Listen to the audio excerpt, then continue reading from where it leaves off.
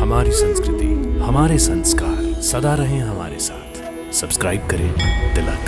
भगवान राम की जन्मस्थली अयोध्या में सहस्त्र चंडी और दिव्य रुद्र होम महायज्ञ का आयोजन किया जा रहा है। आइए इस महायज्ञ का हिस्सा बने। बहुत बड़ी बड़ी बातें करता था वो अंधपुत्र, अपने प्राणों के भय से रणभूमि छोड़कर भाग गया।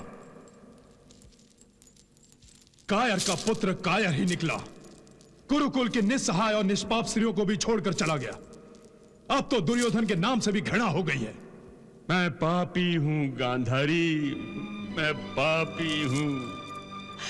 महाराज, मेरे इसी पाप के कारण हमारे सभी पुत्र मृत्यु की शैया पर लेट गए और हमारा ज्येष्ठ पुत्र दुर्योधन मृत्यु से आंखें मिलाते हुए डरता है। अब दुर्योधन के भाग जाने के बाद यह युद्ध समाप्त ही हो गया समझो। नहीं पार्थ, दुर्योधन के भाग जाने से यह युद्ध समाप्त नहीं हुआ। शत्रु पक्ष की संपूर्ण हार तभी होती है जब शत्रु पक्ष के राजा का वध किया जाता है, या फिर हारने वाला राजा जीतने वाले राजा की शरण में आ जाता है। अब आप ही बताइए भैया कि पांडवों की संपूर्ण जीत कैसे हुई? इसका अर्थ यह है कि हमें उस दुरात्मा दुर्योधन को ढूंढ निकालना होगा। हाँ भीम भैया, क्योंकि दुर्योधन केवल अकेला नहीं है, उसके साथ अश्वत्थामा, कृतवर्मा और कृपाचार्य जैसे योद्धा भी हैं।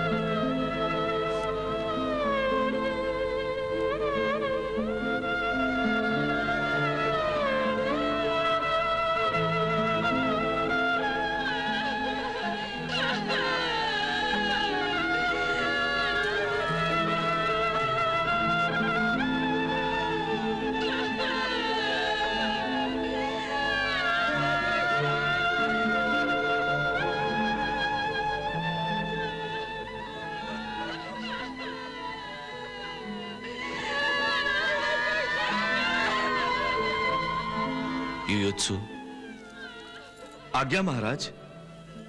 क्या ये सभी स्त्रियां हमारे कुल की हैं? हाँ महाराज, दुर्योधन इन्हें बेसहारा छोड़कर भाग गया है, परंतु हम इन्हें बेसहारा नहीं छोड़ेंगे। युयुत्सु। जी महाराज। तुम इन सबको सम्मान पूर्वक हस्तिनापुर ले जाओ। यह जिम्मेदारी मैं तुम्हें सौंपता हूं। बहुत बड़ी बड़ी बातें करता था वो अंधपुत्र, अपने प्राणों के भय से रणभूमि छोड़कर भाग गया। कायर का पुत्र कायर ही निकला, कुरुकुल के निस्सहाय और निष्पाप स्त्रियों को भी छोड़कर चला गया। अब तो दुर्योधन के नाम से भी घृणा हो गई है।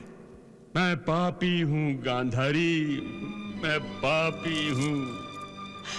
महाराज, मेरे इसी पाप के कारण हमारे सभी पुत्र मृत्यु की शैया पर लेट गए और हमारा ज्येष्ठ पुत्र दुर्योधन मृत्यु से आंखें मिलाते हुए डरता है। अब दुर्योधन के भाग जाने के बाद यह युद्ध समाप्त ही हो गया समझो। नहीं पार्थ, दुर्योधन के भाग जाने से यह युद्ध समाप्त नहीं हुआ। परंतु केशव, कौरवों की संपूर्ण सेना तो नष्ट हो चुकी है। अब बचे हुए दुर्योधन, कृपाचार्य, अश्वत्थामा, कृतवर्मा, सो वो भी भाग गए। अब हमसे युद्ध कौन करेगा? यह युद्ध हम संपूर्ण रूप से जीत चुके हैं। नहीं भीम भैया, संपूर्ण जीत तब होती है जब शत्रु की संपूर्ण हार हो। यह क्या कह रहे हो केशव?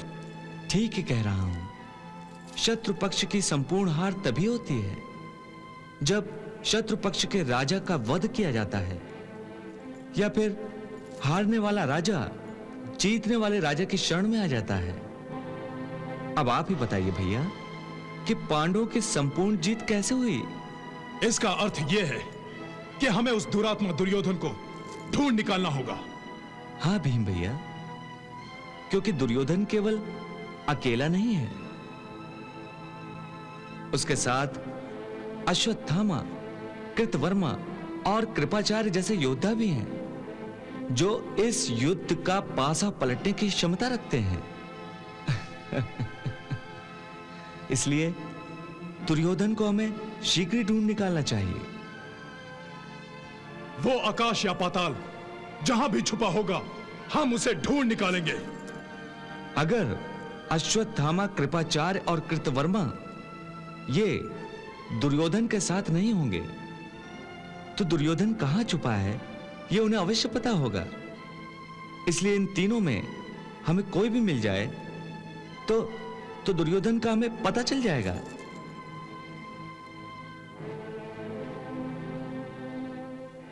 गुप्तचरों, जाओ दुर्योधन के साथ अश्वत्थामा, कृपाचार्य और कृतवर्मा, इन सभी को ढूंढ निकालो। जाओ कुरुक्षेत्र की धरती का चप्पा चप्पा छान मारो। जंगल, पहाड़, बस्ती, जहां कहीं भी ये छुपे हो, इन्हें बाहर निकालो।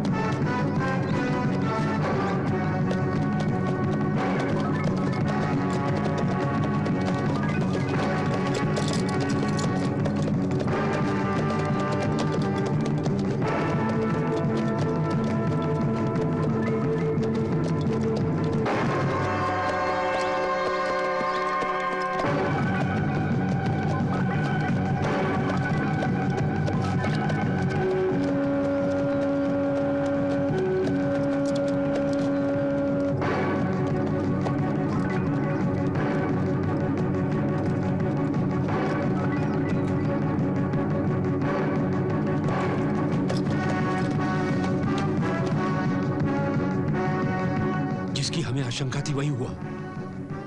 पांडवों के गुप्तचर दुर्योधन को खोजने निकल पड़े हैं।